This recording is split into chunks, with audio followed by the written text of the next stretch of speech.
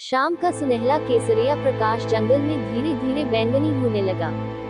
क्षितिज के पास वृक्षों में खोई हुई मस्जिद की ऊंची मीनारों में से एक पर बैंगनी और दूसरे पर नारंगी राग छाया हुआ था।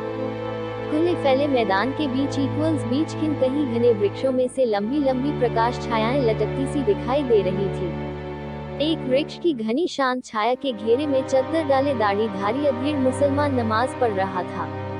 उसका व्यक्तित्व रोबदार था और वो शाही खानदान का मालूम होता था। कभी कभी वो दोनों हथेलियां आगे कर खुदा से कुछ मांगता, उसके होंठ गुदगुदाने लगते। उसका चेहरे पर भक्ति की दयनीय एनेमार भाव फैलते रहते। कभी कभी वो नमाज के दौरान में उठ खड़ा होता और हाथ में हाथ फंसा ध्यान में मग्न हो जाता। फिर वह नीचे बैठता, ललाट से भूमि स्पर्श करता, तब उसका नितंब ऊपर उठ जाता और वह कुछ क्षणों के लिए ध्यान में खो जाता।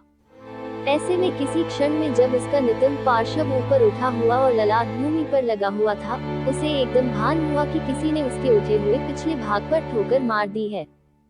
ठोकर सीधे पीछे से नहीं वरन एक बाजू से लगी और दूसरे बाजू से घिसकती हुई निकल गई। उसका ध्यान टूटा और वह गौर से देखने लगा कि किसने उसे इतनी बेमुरब्बती से ठोकर मारी। उसको दिखाई दिया कि लगभग 50 गज के फासले पर एक नौजवान एक लड़की के साथ बातचीत करता हुआ आगे बढ़ा जा रहा था।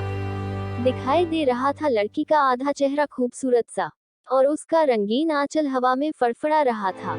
अधेड़ मुसलमान ने भौहें सिकोड़कर जब उन दोनों को देखा तो ताड़ गया कि वे प्रेमी प्रेमिका हैं। इस ख्याल से वह और ज्यादा उत्तेजित हुआ और उसी क्षोभ में उसने चीखकर पुकारा, अबे ओ, इधर आओ। पुकार सुनकर भी दोनों ठहर गए और पीछे मुड़कर उन्होंने दूर एक तमतमाया रूपदार चेहरा देखा। भय, आतंक तथा विघ्न की आशंका से ग्रस्त होकर वे क्षण भर खड़े रहे, फिर लौट पड़े।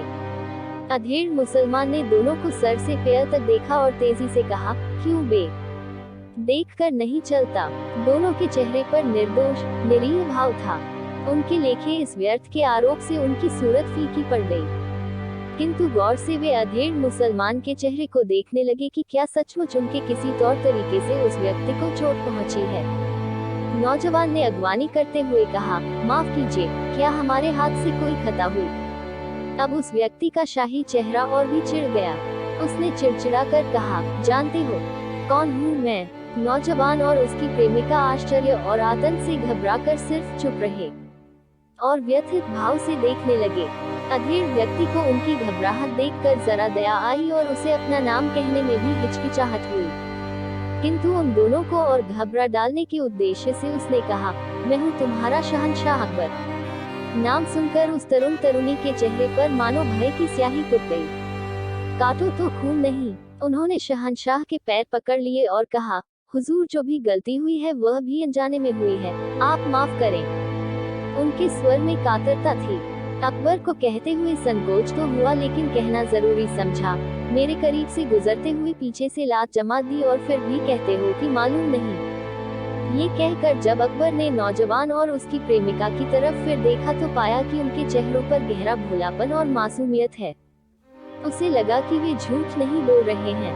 अकबर उनके चेहरे के भाव को देखता ही रह गया, मानो आसमान छाया हुआ हो और उसमें एक मस्जिद का सफेद गुंबज दिखाई दे रहा हो।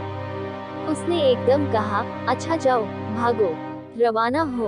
और तब अकबर ने पश्चिम की तरफ के आसमान की ओर फिर से मुंह करके जब रंगीन धूप को देखा तो उसकी आंखों के सामने वे दोनों मासूम भोले चेहरे फिर से खिल उठे। उसकी अंदर की धमकी मुंदी आवाज ने बंधन तोड़कर कहा कि हाँ, वे बातों में इतने मशगूल थे, उनके रास में इतने ज्यादा डूबे हुए थे कि उन्हें मालूम ही न हो सका कि रास्ते चलते उन्होंने एक ठोकर मार दी है।